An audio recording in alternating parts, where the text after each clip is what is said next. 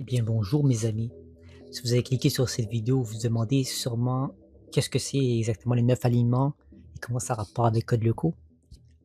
Allow me to introduce, permettez-moi de vous introduire à cela. Les 9 aliments, c'est utilisé dans un jeu de Donjon Dragon, un jeu grandeur nature, de rôle, mais ça peut être aussi utilisé en télévision pour faire des personnages plus complexes avec différentes critères de leur personnalité pour vraiment personnifier celle-ci. Il y a 9 styles de personnages au total. Il y en aura des fois pour une seule type de personnalité, il y en aura 2 que je pourrais mettre, ou plus, ou moins. Il y a les bons, les neutres et les méchants. Mais c'est pas aussi simple. Dans les bons, il y a 3 types. Il y a évidemment un bon avec la loi. Un bon qui fait la loi, c'est un peu comme Superman. Un super-héros vraiment je vais vous dire en détail chacun d'entre eux après quand je vais les avoir catégorisés. Je vais vous dire après quel personnage de Code Lyoko cela pourrait le mieux aller. Donc, il y a les bons de droiture, les neutres bons et les chaotiques bons. Il y a les neutres avec la loi, les neutres neutres, complètement neutres, et il y a les neutres chaotiques, les méchants avec la loi, les méchants neutres et les méchants chaotiques. Commençons tout de suite par la première catégorie.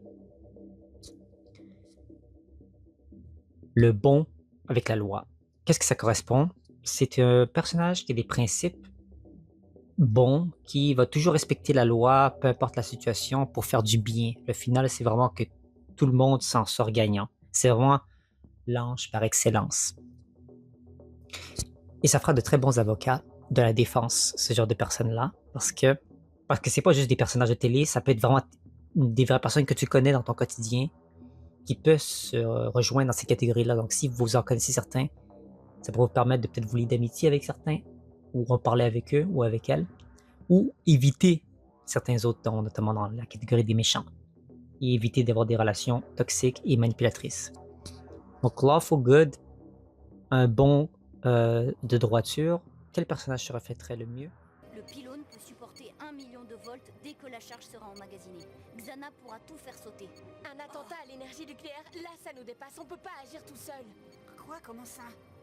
Si jamais on rate notre coup sur Lyoko, la région entière explose, il vaudrait mieux alerter les autorités. Non mais ça va pas, à tous les coups il y aura une enquête, on sera interrogé, on devra tout leur expliquer. Et s'ils découvrent Xana, ils le débrancheront sur le champ. Et on perdra Aelita. Je sais, oui, mais il est question d'une catastrophe nucléaire, là. Il s'agit de Yumi Ishiyama. Oui, vous avez bien entendu, dès l'épisode 2, la saison 1, elle a tout de suite mis le public dans son champ de mire comme étant plus important que la mission qu'il livrait. Et je vais revenir souvent dans la conférence de Jérôme Muscadet et Sophie Descrozettes parce qu'ils ont dit beaucoup de choses importantes là-dedans et c'est vraiment des sources vraies, propres, verbales que j'ai vues, qu'ils ont dit. J'ai de toute façon mis en ligne la conférence au complet. Donc si vous êtes intéressé, vous pourrez aller la voir ou la revoir pour comprendre de ce quoi je veux parler. Ils ont dit que les jeunes, le Kugeri, sont un peu dangereux ce qu'ils font. Ils mettent leur vie en péril à tous les jours, même plusieurs fois par jour, qu'ils répètent la même journée, au service d'aider Alita à se matérialiser. Et après, quand ils l'ont fait, il faut aller qu'ils combattent sur ce virus qu'ils pensaient à l'époque. Après, il y a Frank Super, son journal. Et après, il y a Xana qui s'est échappé du calculateur, qui a détruit les territoires un par un. Il fallait reconstruire Lyoko. Et après, il y a évidemment les réplicas à travers le monde et le plan ultime de Xana avec les robots. Et ils en ont bavé. Yumi a dit il faut avertir les autorités. C'est plus important. Il faut évacuer la France, tout l'endroit qui pourrait être ciblé parce que si vous vous souvenez bien de l'attaque, c'est Xana qui est en train de faire chauffer une centrale électrique et l'électricité, une fois expulsée à 100%, va se diriger vers une centrale nucléaire. Donc le clash que ça va créer, ça peut pas rimer à du bien. Donc Yumi, depuis le début, elle a voté pour avertir les autorités. Ulrich, il faut dire, il a suivi, oui, mais parce qu'il lui est en amour. Et Ulrich est pas dans la même ligne de pensée. Lui, il est beaucoup plus réservé pour lui-même. Il est un peu plus égocentrique. Il n'est pas vraiment dans la catégorie des bons droitures. Donc voilà pourquoi Yumi fait partie de cette catégorie-là. Maintenant, avançons à la prochaine. Le bon neutre. Le bon neutre, c'est quelqu'un qui est prêt à briser ou respecter les lois, mais il est prêt à briser quelques-unes dans le but évidemment d'agir pour le bien commun. Et là, j'ai peut-être un nom en tête, et il s'agit bien sûr de libérer Aelita de Xana n'ont jamais été aussi proches d'aboutir. Et cela, je le dois au journal de Hopper. Grâce à des données récupérées sur le 5e territoire, j'ai réussi à décrypter une partie du journal de Hopper qui explique comment utiliser le retour vers le passé pour décupler ses facultés de réflexion. Bien sûr, j'ai aussitôt essayé. C'est étonnant. C'est comme si soudain, mon cerveau avait la capacité de calcul de 10 ordinateurs branchés en série. Un casque neuronal? Ouvre le fichier le plus récent. Du casque, mon état mental et physique se dégradent. Mais j'avance tellement plus vite dans mes recherches que je ne peux pas arrêter alors que je suis si près du but. bien sûr de Jérémy Belpois. Oui, Jérémy Belpois est parfaitement en lien avec cette catégorie-là parce qu'il a déjà sacrifié juste le fait d'avoir rallumé ce supercalculateur pour voir si les qualités. Et après, il a vu l'amplitude de tout ce que ça contenait. Il a quand même décidé de continuer cette mission. C'est illégal d'un certain point de vue gouvernemental de faire un truc comme ça parce que c'est un projet secret qu'il a rallumé comme ça. Et il aurait pu littéralement éteindre le supercalculateur, dire non, non, c'est beau, c'est trop compliqué pour moi. J'ai rien vu, j'ai rien vu. Mais non, il a voulu comprendre un peu plus, s'intéresser et ça a mené à ce qu'il sacrifie sa vie. Et rappelez-vous qu'il a dit qu'il allait jamais se matérialiser sur Yoko, mais il a quand même fait. Il a brisé ses lois pour sauver ses amis. Dans le canal fantôme, notamment on en a parlé dans la conférence, petit clin d'œil. Et aussi dans l'épisode Frontière, quand il y avait problème avec Aelita, il est allé sur le coup lui-même littéralement la rejoindre. Et aussi, je vous rappelle un autre épisode qui était l'épisode Les Jeux sont faits, dans lequel Ulrich a reculé dans le temps. Un épisode qui était fortement critiqué par la réaction de Jérémy et les autres, surtout Jérémy qui a dit ah, tu peux pas reculer dans le temps, ça renforce Xana et Ulrich. Parce que Ulrich avait reculé dans le temps pour faire gagner l'auto gagnant, pour permettre à Yumi de pouvoir rester en France avec l'argent qu'elle a gagné. Mais quelques épisodes plus tard, Jérémy brise sa propre règle et utilise le casque dans Tentation pour reculer plusieurs fois le temps pour augmenter ses capacités cognitives à lutter contre Xana. Ce qui est hypocrite, on peut dire oui, une personne qui est bonne, neutre, pourrait être un peu hypocrite, mais le but, justement, son objectif final à Jérémy, c'est de sauver Aelita, de comprendre le journal de François Peur, de le déchiffrer, de vraiment devenir la meilleure version de soi-même, mais ça nécessite que tu brises quelques règles pour cela. Donc Jérémy est parfait dans cette catégorie. Passons à la troisième catégorie des bons. Le bon chaotique. Le bon chaotique, c'est quoi la différence entre les autres? C'est une personne qui est prête à faire n'importe quoi, de la façon qu'il ou elle veut, pour faire le bien, pour servir. Ça n'a pas nécessairement besoin d'avoir une loi ou une loi qui existe qu'on peut changer. C'est juste purement dans l'instinct, purement dans l'organique, purement dans l'adrénaline. Il y a deux personnages ici dans ces catégories-là qui fit parfaitement la catégorie. On se sacrifie. Bon, moi je vais les attirer et vous en profitez. C'est parti. Hé, Odd, attends. Prends ça et ça.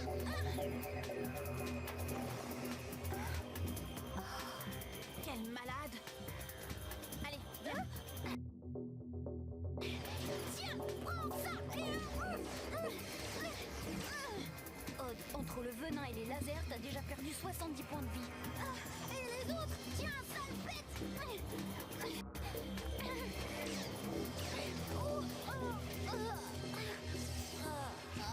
Sans force.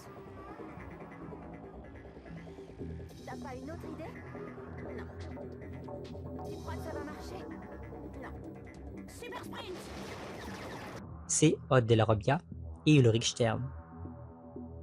Même si les deux sont très différents de vos personnalités, ils ont les mêmes méthodes de fonctionnement sur Lyoko. Je donne deux termes, impact et banzai. C'est les termes qu'ils utilisent quand ils foncent tête première vers les monstres qu'ils doivent combattre. Ils pensent pas, ils veulent servir, ils veulent aider Alita à aller dans la tour, ils veulent la protéger. Ils se foutent de la façon dont ils vont s'y prendre. Je pense même pas qu'ils savent avant même de se retrouver face aux monstres, comment ils vont s'y prendre pour les éliminer, quelle stratégie ils vont utiliser. Ils font juste foncer sur eux. Surtout Odd, mais Ulrich aussi à sa façon à lui de se sacrifier en prenant les tirs de cette fait-là. Donc c'est chaotique, mais pour le bien. Maintenant, on rentre dans une catégorie un peu plus compliquée, des neutres. Un neutre de la loi. Qu'est-ce qu'un neutre de la loi? C'est une personne qui maintient la stabilité et l'ordre, peu importe le coût. Ses besoins personnels sont les plus importants, malgré tout. On a nul autre, j'y ai pensé longtemps, mais on a nul autre. Les programmes de virtualisation sont prêts. D'ici quelques heures, je m'en irai sur Lyoko avec Aelita. Tout comme moi, Aelita détiendra les clés de Lyoko. Et ensemble, nous en serons les maîtres absolus. Et nous pourrons y vivre, elle et moi, à tout jamais.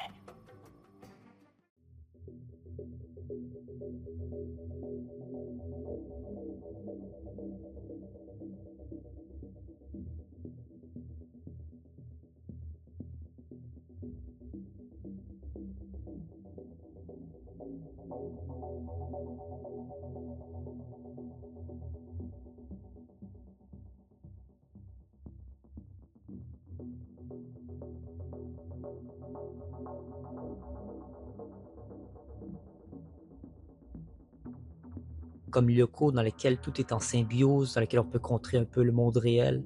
Imparfait, c'est un visionnaire, Franz Hopper. Ses besoins étaient importants. Il avait vraiment ce désir qu'il y a un ordre spécifique dans ce monde-là, puis que c'était créé selon ses codes à lui, sa façon, ses calculs, sa manière de faire. Même qu'il a entraîné sa famille dans tout ça. Et ça mettait une stabilité dans sa vie, dans ses valeurs, mais aussi dans ses projets. C'est pour ça qu'il s'est enfui avec Aelita. Il voulait garder ce projet Carthage, en fait pas le projet Carthage, mais le projet de Lyoko en vie. Il voulait pas que, c'est pour ça qu'il a fermé le supercalculateur automatiquement quand il s'est vertisé avec Aelita. Il voulait pas que les gens s'en emparent, il voulait pas que les gens sachent où ce que c'est situé. Donc, je pense que ça lui va parfaitement. C'est un I neutre parce que on ne peut pas dire que Franz Hopper ou Aldo Schaeffer était parfait. Loin de là. C'était loin d'être le père parfait. Il a même abusé de sa famille dans la mesure où il a littéralement volé 7 ans de la vie d'Aelita. Il a vécu 2546 jours, une fois le même jour. Je l'ai dit dans l'épisode d'Iceberg, si vous n'êtes pas allé. Allez voir l'épisode d'Iceberg dans lequel je parle de Franz Hopper, ça serait vraiment intéressant. Non seulement le 7 ans qui a vécu le 6 juin 1994 a vécu le même jour, mais en plus, 10 ans plus tard, il a fermé le supercalculateur, donc 10 ans plus tard après que Jérémy l'allume pour la première fois, donc ça fait 17 ans au total, 17 ans, qu'il a volé à Aelita. Il est supposé être 17 ans plus vieux à Aelita, là. Et c'est normal que, et là on va y arriver plus tard dans la vidéo, comment ça peut chambouler certains personnages à devenir un certain type de personnalité. Donc voilà ce qui correspond au neutre de droit. Maintenant, le neutre pur. Faites-là, c'est du temps perdu, Aelita. Mais non, c'est pas du temps perdu. Il faut bien que j'apprenne à vivre comme vous, non? Et m'amuser, passer un bon moment. C'est aussi des trucs humains, non? Travailler sur l'antivirus avec moi, c'est pas passer un bon moment? T'as une vraie tête de bulle, Jérémy. On dit tête de mule, Aelita. Ça peut-être vous surprendre. Je vais vous m'expliquer. Il s'agit d'Aelita Schaeffer. Oui, c'est bien entendu. Aelita Schaeffer est un neutre complet. Qu'est-ce que c'est un neutre complet? C'est quelqu'un qui va briser les règles pour ses standards, mais va pas agir pour détruire ces règles-là. Elle va juste savoir qu'il y a des règles qui peuvent être brisées et va le faire. Son but principal, c'est de rester en vie à cette personne-là. Et c'est pas juste ça le concept d'Aelita. Surtout dans la saison 1, c'est la princesse qu'il fallait sauver. Si c'était dévirtualisé, c'était bon pour à jamais. Elle était terminée. Et elle restait dans les tours pour régénérer ses points de vie. Son but, c'est de rester en vie. Et on l'a bien vu quand Jérémy lui disait « Hey, attends que les autres arrivent. Ah, ils vont te prêter main forte. » Alita, des fois, elle voit une ouverture et un monstre qui regarde de travers ou il permet de se faufiler. Elle n'écoute pas. Des fois, Alita n'écoute pas les consignes. Donc, elle enfreint quelques règles, mais elle veut justement pour le bien, en fait, pas pour le bien commun, c'est le but qu'elle reste en vie. C'est pour ça qu'elle est neutre. Et aussi le fait qu'Alita, on lui a volé une partie de sa vie. C'est normal qu'elle ait un petit peu envie de briser des règles et puis faire un peu ce qu'elle veut. On peut l'appeler un peu souvent naïve, Alita, mais je pense que c'est juste le désir d'essayer un peu de tout. Elle sait qu'est-ce qui est bien, qu'il faut qu'il soit fait, elle sait qu'est-ce qu'il y a des règlements, mais des fois, elle a pas peur de les enfreindre. Surtout quand elle a aussi un autre détail pour vous prouver que j'ai raison. Quand elle était DJ, elle voulait essayer la musique, elle voulait tester ça pour se faire sentir envie d'être humaine, en fait. Et il y a un abonné qui a parlé d'une théorie que je vais expliquer, je vais lui répondre en message privé après cette vidéo. En fait, en message sur YouTube après cette vidéo. Pourquoi je suis pas d'accord et pourquoi ça a été démenti cette théorie qu'Alita est bel et bien humaine, elle n'est pas créée. Alita voulait savoir, comme je t'ai dit, Waldo Schaeffer lui a volé une partie de sa vie. Elle a jamais pu être une adolescente, être une petite gamine, en trouver des passions. Et là, Jérémy voulait qu'ils travaillent ensemble sur le calculateur. Elle trouvait ça, elle aimait ça, elle était bonne, mais elle voulait faire plus. Elle a trouvé de la passion dans la musique. Dès qu'elle a mis ses mains sur des platines audio, elle a tout de suite trouvé une passion. Et des fois, trouver des passions, c'est une façon d'être en vie, de se sentir en vie. Donc c'est, encore une fois, même dans le monde réel, Alita a cette idée de toujours vouloir expérimenter des belles choses, que ce soit aussi l'air. Elle a dit dans l'épisode Code Terre à Jérémy, c'est un autre exemple, ça fait du bien de respirer l'air, les odeurs, les sensations. Elle avait pas, sur Lyoko, on sait très bien que tu n'as pas ces capacités d'avoir certains sens qui ne sont pas. Tu ne veux pas sentir, tu ne veux pas goûter. Et les sensations peut-être de froid ou de chaud, tu n'as pas ça sur Lyoko, apparemment, selon Alita. Et ici, c'est de se sentir en vie, ces sensations, c'est... En fait, c'était une rémémoration de quand elle était petite, mais imagine-toi, tu es dormant pendant 10 ans. C'est normal qu'elle t'en a manqué un bout, donc elle a complètement le droit de faire ce qu'elle veut. On va lui laisser, on va lui pardonner parce que c'est Alita, elle est très gentille malgré tout, mais elle est neutre dans cet aspect. Maintenant, troisième catégorie de neutre chaotique. Qu'est-ce qu'un neutre chaotique? Le neutre chaotique, c'est quelqu'un qui va désobéir à l'autorité pour son bien-être personnel. Il veut la liberté avant tout. Deux personnages sont dans cette catégorie. Méfie-toi, ils sont du genre agressif. Et ça tombe bien, moi aussi. Aïe! Wow! Oh là, j'en reviens pas. J'assure comme une bête. Libérez nos portables. Parfait. Je reste ici. Chambard. Oh, Pop. Monsieur le proviseur, vous tombez bien. Hein? Vous voyez, on a tous signé cette pétition, alors faut nous rendre nos portables. Oh, tiens donc. D'abord, sachez que dans cet établissement, ce ne sont pas les élèves qui font la loi. Ensuite, Madame Hertz vient de découvrir que quelqu'un a forcé son casier pour reprendre son portable. Bah, c'est normal. On peut pas vivre sans portable, fallait pas nous les prendre. Neutre. Il s'agit de Sissi Delmas, Elisabeth Delmas et William Dunbar. Oui. Au début, je savais pas trop où placer William. Je voulais le placer dans d'autres catégories de neutre, mais je trouvais pas vraiment qu'il était dans la droiture de neutre parce que lui, c'est un casse-cou. Il a raison pourquoi il s'est fait sortir de son ancien lycée, c'est parce qu'il a fait des graffitis, il a parlé qu'il avait été en amour et tout. Il est un casse-cou, William. Il aime un peu, voilà, c'est le ténébreux un peu. Donc il aime ça, désobéir à l'autorité. Et Sissi Delmas, c'est ce qu'on a besoin d'en parler. C'est la fille du professeur, elle se croit tout permis. Elle pense qu'elle peut être au-dessus de tout et son père lui pardonne bien des choses aussi. Elle est très libre de faire ce qu'elle veut, elle a toujours voulu dire ce qu'elle veut, penser ce qu'elle veut, faire ce qu'elle veut. Donc les deux, je pense, sont parfaitement dans cette catégorie de chaotique neutre. La liberté avant tout. Voilà. Sa liberté personnelle avant tout. Et maintenant, on va descendre dans la catégorie des méchants. Il y a 3 types de méchants. un méchant de droit. Qu'est-ce qu'un méchant de droit? Un méchant de droit, c'est quelqu'un qui est cruel, égoïste et méchant. Il respecte une certaine série de codes et de règlements il veut enforcer sa façon de penser sur le monde. Il veut que tout le monde pense comme lui. Et quel autre personnage de mieux placé pour être dans cette catégorie que le père d'Ulrich Stern, Walter Stern. Walter Stern est un père excessivement sévère qui a très peu de qualité de rédemptrice. On l'a vu un petit peu pardonner Ulrich qui est fier de lui dans Gravité Zéro. C'est dommage qu'on n'a pas pu exploiter ce côté de Walter Stern. J'aurais voulu voir dans plus d'épisodes et il est revenu beaucoup plus tard. Bah, c'est que j'ai pas toujours la tête aux études. Comment ça? Bah, souviens-toi, toi, quand t'avais mon âge, Moi, quand j'avais ton âge, j'avais 18 de moyenne générale. Et je me préparais à passer mon bac.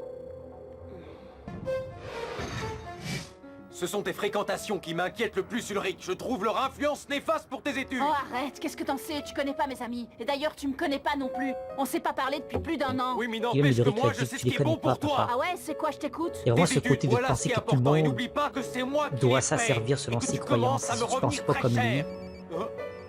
Et c'est triste parce qu'il y a beaucoup de gens Ouais, qui sont dans Jérémy. cette catégorie-là, certains J'arrive. parents même, Désolé, faut que j'y sont dans aille. cette catégorie-là de Eh, je gens n'ai pas qui fini de te tu parler. respectes pas Bah, mes moi, j'ai fini de règlements t'écouter. selon toi, puis j'ai plus d'autorité que toi au niveau de l'âge, je suis plus vieux que toi. Donc c'est du chantage en fait, c'est du gaslight. Du gaslight, c'est une façon de manipuler l'être humain pour lui faire croire des choses qui ne sont pas réelles. Et ça, c'est une façon de faire. D'inventer des prétextes comme dire tes bonnes notes à l'école, c'est à cause de tes amis. T'as aucune preuve pour ça, mais lui, à force de lui répéter ça, peut-être qu'Ulrich le pense vraiment. Certaines choses qui vaut rien. Et on l'a bien vu dans l'épisode Gravité Zéro, j'y reviens, qu'il veut faire plaisir à son père malgré tout, Ulrich. Il veut lui faire plaisir en jouant très bien au foot parce que son père, il veut voir son fils exceller dans quelque chose. Et le foot, il s'y connaît. Donc, je comprends très très bien son point de vue face à cela. Il a quand même pacté son père, la mentalité d'Ulrich, vu qu'il a dit ça, qu'il voulait impressionner son père. Donc, ça c'est un neutre. En fait, c'est un méchant de droit. Maintenant, il reste 2 catégories à toucher. Un neutre méchant. C'est quoi un neutre méchant? C'est une personne qui va se mettre en avant plus que n'importe qui d'autre et qui va blesser les autres pour s'il doit être. En fait, c'est quelqu'un qui va blesser les autres s'il est obligé de le faire. S'il doit vraiment faire du mal à quelqu'un, il va le faire parce qu'il doit toujours se mettre en avant des autres. En fait, Mais qu'est-ce que vous peut-être que je me voulez suis à la fin? trompé. Je n'ai rien J'ai fait, moi, dit je là, vous ai le droit dit, méchant, quand ce il serait le paraît père qu'on d'Ulrich, affectionne mais les peut-être que je pourrais mettre le neutre qu'on a un méchant faible pour l'anthrax et tout ici, le l'arsenal père d'Ulrich. bactériologique. Parce que Mais je réalise fasse maintenant un quand homme je fais respectable, la sans vidéo en histoire. direct C'est bon. On vous croit. que Mais il fait du mal à Ulrich avec ses mots. Verbalement, il fait du mal à Ulrich. Et il veut se mettre en avant plus que n'importe qui d'autre, le père d'Ulrich. J'avais pensé aux hommes en noir. Les hommes en noir du projet qui ont enlevé la mère d'Alita et tout ça, c'est plus des méchants de droit parce que ces gens-là, tu peux pas leur dire aux hommes en noir qui veulent se mettre en avant devant tous les autres parce que c'est des gens qui respectent des lois. Ils travaillent pour un gouvernement ou pour pas pour un gouvernement, mais pour une organisation secrète. Donc voilà, j'ai changé d'avis. Neutre, méchant, c'est le père d'Ulrich, Walter Stern. Donc oubliez ce que j'ai dit par rapport à lui. Mais ça reste dans la même optique. Que son père veut se mettre en avant plus que n'importe qui d'autre. Même, j'ai vu sa mère, à Ulrich, elle avait l'air un peu soumise à son mari, qu'elle disait rien, pas un mot. Et il peut faire du mal avec ses mots, le père d'Ulrich, s'il doit le faire. S'il le fait, il se sait pas gêné. Pour les droitures, méchant de droit, lawful evil, ce serait le gouvernement en fait, pas le gouvernement, mais les hommes en noir, l'organisation des hommes en noir. Ils ont des codes, on leur dit, ok, kidnapper la mère d'Alita, ils posent pas de questions, ils le font. Et ils veulent enforcer leur façon sur le monde. Bon, même si c'est une organisation secrète, leur façon de faire, si un jour elle doit être révélée, ils vont dire pourquoi ils ont fait ça, et ils vont expliquer leur agissement et le crime qu'ils ont fait pour arriver à ces fins-là. Donc voilà. Maintenant qu'on a débattu Ces deux-là. Il reste évidemment une seule catégorie, le méchant chaotique, et vous devinez très bien de qui il s'agit. Mais qu'est-ce qui se passe? Il se passe que Xana a eu ce qu'il voulait. Ça y est, il a enfin les clés de Lyoko. Il va pouvoir s'évader du supercalculateur. Oh.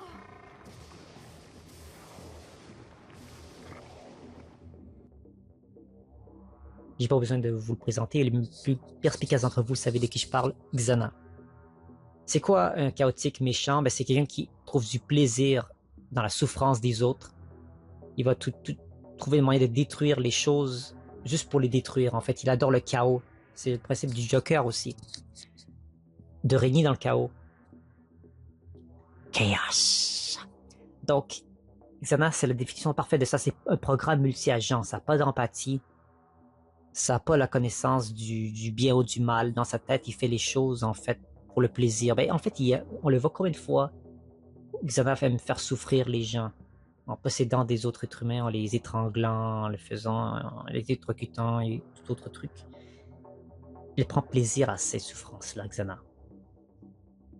Et elle laisse son plan de faire cette armée de robots qu'on n'a jamais vraiment vu à exécution, et peut-être qu'on verra justement à exécution dans la saison 5. Je pense vraiment que elle avait des idées très sombres derrière la tête, Xana. Elle voulait notamment servir l'humanité. Et vu que Sophie Descroiselles, j'en reparle dans la conférence, elle a dit qu'ils vont se pencher sur ce côté-là, la saison 5, sur l'intelligence artificielle et sur le désir d'asservissement de celle-ci sur le monde, sur les humains. Et évidemment, c'est intéressant qu'on parle de ça parce qu'on est dans un monde aujourd'hui où l'intelligence artificielle règne beaucoup. Et même moi, j'ai honte de le dire, mais vous l'avez vu dans certaines miniatures de Code Lyoko, j'ai utilisé l'intelligence artificielle pour faire des miniatures qui correspondraient plus à ce que je voudrais dire.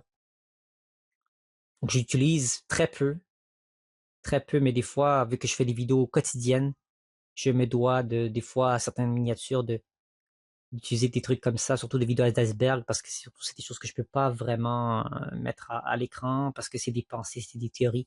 Donc les AI m'aident à ce niveau-là.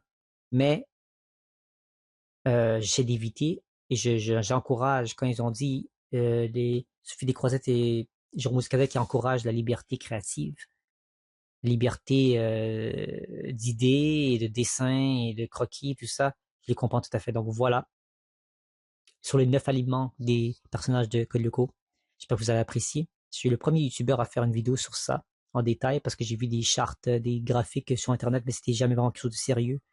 Et c'était pas vraiment dans la même optique structurée comme je le fais maintenant. Donc si ça vous a plu, n'hésitez pas à vous dire mes pensées dans les commentaires. On se retrouve pour demain à une autre vidéo de Code Lyoko. Vous allez vraiment adorer le contenu que je vous réserve dans les prochains jours et même les prochaines semaines. Une vidéo par jour, Code Lyoko pour toujours. Au revoir.